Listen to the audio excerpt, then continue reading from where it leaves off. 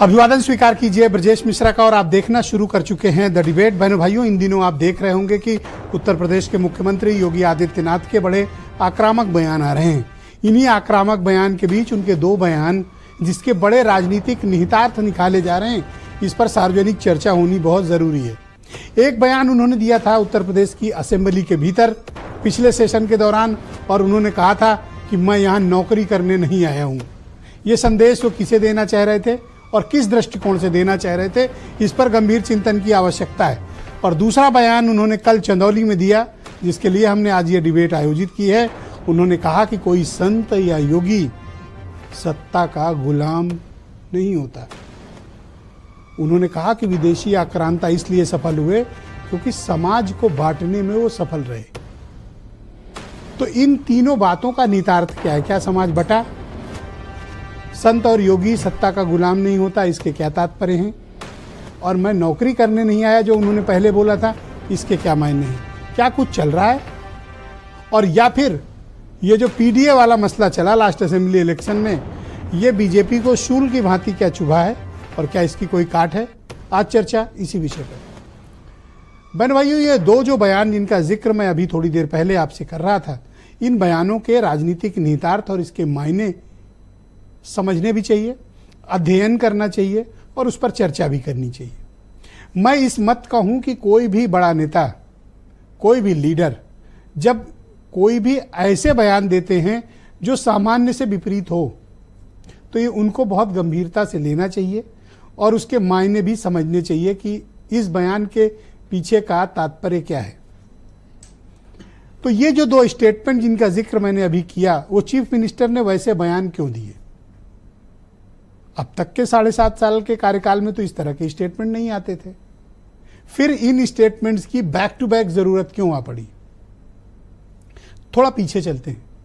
4 जून को नतीजे आए और ये नतीजे उत्तर प्रदेश की कहानी को बदल गए, उत्तर प्रदेश की राजनीति के तौर तरीकों पर और उत्तर प्रदेश के मुद्दों को में व्यापक तब्दीली ले आए। और ये ऐसी तब्दीली थी जो सत्ता पक्ष यानी बीजेपी के लिए और प्रतिपक्ष दोनों के लिए बहुत संदेश देकर गई। पिछड़े और दलित समाज की जो एकजुटता इस चुनाव में अपोजिशन के ब्लॉक की तरफ दिखाई दी, बीजेपी से वो पार्ट मिसिंग रहा है। हमें इस तथ्य को नहीं भूलना चाहिए, वरना कोई कारण नहीं है कि 43 सीटें अपोजिशन को मिली थी। चंद्रशेखर वाली सीट भी जोड़ दीजिए तो 44 सीटें। ये कोई सामान्य घटना नहीं है, एक बड़ा मामला है। और मुख्यमंत्री के इन दिनों आ रहे ये आक्रामक बयान दरअसल पिछड़े और दलितों के जो सेंट्रिक पॉलिटिक्स हो गई है, उनके मर्म में यही बात छिपी हुई है। जैसे चंदौली में उन्होंने कहा कि विदेशी आक्रांता इसलिए सफल हुए, इसमें विदेशी को आप अलग कर दें, आक्रांता से जोड़ सकते हैं आप पॉलिटिकल लोगों को या अपोजिशन को ले सकते हैं। समाज बांट करने में सफल हुए, इसीलिए उन्होंने राज किया। तो क्या समाज अभी बट रहा है? बहनों भाइयों, समाज तो हमारे यहां पहले से बटा हुआ है, कोई इसमें दो राय ही नहीं है। एक डिवाइडेड सोसाइटी है और इस डिवाइडेड सोसाइटी के भीतर के जो मुद्दे हैं वो बड़े प्रासंगिक हैं। बीजेपी जिन मुद्दों को लेकर राजनीति कर रही थी, उनमें अब डाइल्यूशन आया है।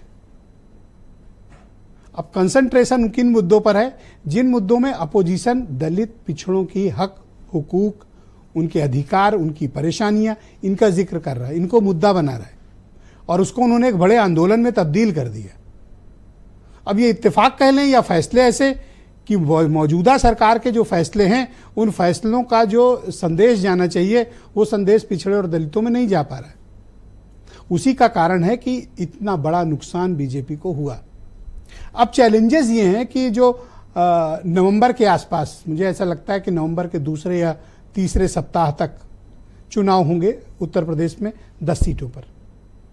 तो ये पहला चैलेंज होगा इस सरकार के समक्ष, बीजेपी के समक्ष, कि अपोजिशन ने जितना बड़ा चैलेंज उनके समक्ष प्रस्तुत किया है, उस चैलेंज का मिलकर मुकाबला करें और किसी तरह वैतरणी को पार करें। और अपोजिशन की पूरी कोशिश होगी कि अभी बीजेपी को पार्लियामेंट में रोका है, अभी असेंबली में रोकना है। ये उनका डिसाइड है। वो दो हाथ मिला रखा है। इधर जो बीजेपी का ब्लॉक है, इनके भीतर आयोगों में नियुक्ति को लेकर भी, मुद्दों को लेकर भी और कई बार अंतर्विरोधों की वजह से भी जो सपोर्ट एसबीएसपी और अपना दल से बीजेपी को मिलना चाहिए वो पार्ट मिसिंग है। हाल ही में 69,000 वाला मुद्दा देख लीजिए, एग्रेशन क्या था अपना दल का, बीजेपी को कई बार बड़ी असहज स्थिति का सामना करना पड़ा।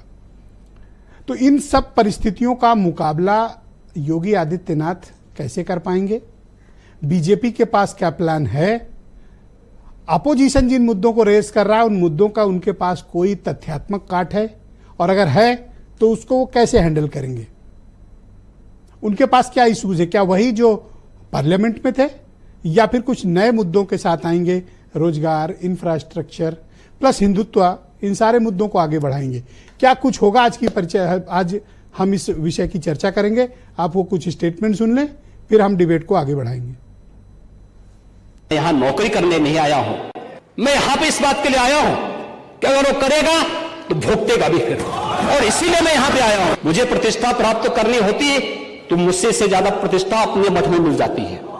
एक संत और एक योगी सत्ता का गुलाम नहीं होता है, बल्कि वह अपने कदमों पर उन्हें चलने के लिए मजबूर करता है। संत, योगी या साधु अगर ये बात जो कह रहे हैं तो वो खुद ही कुर्सी से चिपके हुए हैं, वो रास्ता खोले किसी और के लिए।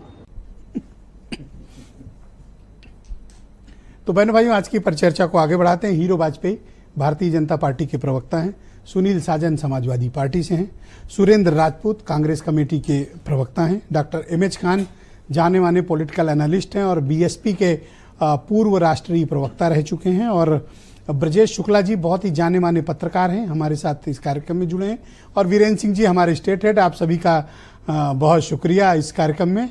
और हम लोगों ने आज कुछ प्रेजेंटेशन का फॉर्मेट बदला है, तो आप सबसे उम्मीद है कि आप सबको ये नया फॉर्मेट पसंद भी आएगा। हीरो वाजपेयी